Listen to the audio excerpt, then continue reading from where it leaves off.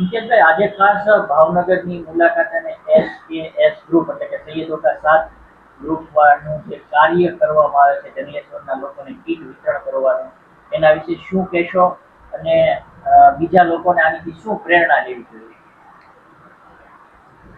SKS group દ્વારા છેલ્લા 12 દિવસથી રાત દિવસ એક કરી અને તનતોડ મહેનત કરી અને હાલમાં જે થોડા સમય પહેલાં ગુજરાત સરકાર દ્વારા રાજકોટના જંગલેશ્વર વિસ્તારનું ડિમોલેશન, એ વિસ્તારની અંદર જે સરકારી જમીન ઉપર જે બાંધકામો હતા એને દૂર કરવાની જે કામગીરી કરવામાં આવી, ત્યારબાદ ત્યાં વસવાટ કરતા લોકો એક બહુ વિકટ પરિસ્થિતિમાં, આર્થિક વિકટ પરિસ્થિતિ જેને કહેવાય એમાં મુકાણા છે.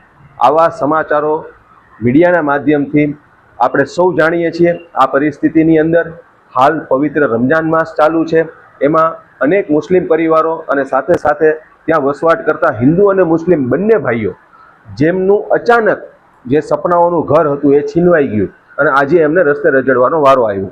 આ દુઃખદ પરિસ્થિતિની અંદર અત્યારે કાળઝાળ ગરમીની અંદર એમને થોડીક મદદ મળી રહે, થોડી એમના ખંભા ઉપર હાથ મૂકી અને એમની સાથે છે એવો એક કહેવાનો પ્રયાસ SKS ગ્રુપ ભાવનગર દ્વારા કરવામાં આવ્યો છે. અને છેલ્લા 12 દિવસથી 500થી વધુ અનાજની કીટો, જેની અંદર ઘર વખરીની તમામ ચીજ વસ્તુ, જે જમવાનું બનાવવાની, જે કંઈ ચાથી લઈ અને દાળ ભાત શાક રોટલી આરામથી બનાવી અને એકાદ મહિના સુધી ચાલી શકે એ પ્રકારનું અનાજ કરિયાણાની એક પૂરી રાશન કીટ આ મિત્રોએ તૈયાર કરી છે. SKS ગ્રુપ દ્વારા આ છેલ્લા 12-13 દિવસથી સતત આ મુબારક મહિનામાં મહેનત ચાલતી હતી. આ વાત અમારા ધ્યાને આવી ત્યારે એમને પ્રોત્સાહિત કરવા આજે એમનું આ જે કામ જ્યાં ચાલી રહ્યું છે એ વર્કશોપની, એ જગ્યાની, એ ગોડાઉનની મુલાકાત લીધી. આ કામની સાથે જોડાયેલા તમામ લોકોને પણ મેં ખૂબ બિરદાવ્યા છે. અને આજે એમ કહેવાય કે જ્યારે માણસને માણસની જરૂર પડી છે એવી સ્થિતિની અંદર જ્યારે ડિમોલેશન કરવામાં આવ્યું છે જંગલેશ્વરની અંદર, કયા કારણે થયું, કઈ રીતે થયું એ વિષય નથી, પણ અત્યારે એ પરિવારો બેઘર થયા છે એ વાસ્તવિકતા છે. એ પરિવારોને આર્થિક જરૂરિયાત છે એ વાસ્તવિકતા છે. અત્યારે એ પરિવારો કામ ધંધા માટે રજડી રહ્યા છે એ વાસ્તવિકતા છે.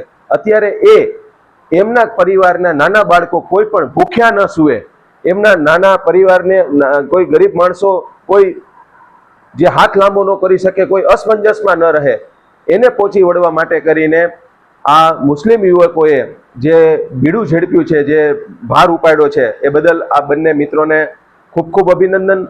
અને સાથે સાથે ગુજરાતના તમામ મુસ્લિમ સમાજના લોકોને મારી વિનંતી છે કે જંગલેશ્વર માટે, જંગલેશ્વર જ નહીં પણ આપણે ઇસ્લામમાં કહેવામાં આવ્યું છે કે તમારો પાડોશી પણ ભૂખો ન રહે, એ જોવાની ફરજ તમારી છે. તો આ મુબારક મહિનો છે, આમાં જ્યાં ક્યાંય પણ જે કોઈ જરૂરતમંદ લોકો છે એમને જે તે રીતે આપણાથી જે મદદરૂપ થવાય એ મદદરૂપ થવાનું છે. નાત જાતથી પર રહીને કોઈ હિન્દુ કે મુસ્લિમ કે નહીં, પણ માનવતા ધર્મને અને ઇસ્લામે તો હંમેશા માનવતાના ઉપર ભાર મૂકવામાં આવ્યો છે કે આપણા પાડોશમાં રહેતો કોઈ પણ જ્ઞાતિનો, કોઈ પણ વર્ણનો, કોઈ પણ ધર્મ માનનારો વ્યક્તિ, પાડોશી ભૂખો ન સૂવે એ આપણી પહેલી ફરજ છે. એવી જ રીતે આપણા વિસ્તારની અંદર ક્યાંય પણ કોઈ પણ આ પ્રકારની દુઃખી કોઈ પણ વ્યક્તિ હોય તો એમના ખંભે હાથ મૂકીને આપણે એની સાથે છીએ, વી આર વિથ યુ, એવું કમસે કમ એ સૂત્રને સાબિત કરવા માટે એમને આપણાથી જે મદદરૂપ થવાય મદદરૂપ થાય. આજે મારા દ્વારા આ લોકોની આ જગ્યાની મુલાકાત લેવામાં આવી, આ ગ્રુપની મુલાકાત લેવામાં આવી અને ખૂબ ખુશીની વાત એ છે કે 500થી વધુ કીટો ટૂંક સમયની અંદર અહીંયા પહોંચશે.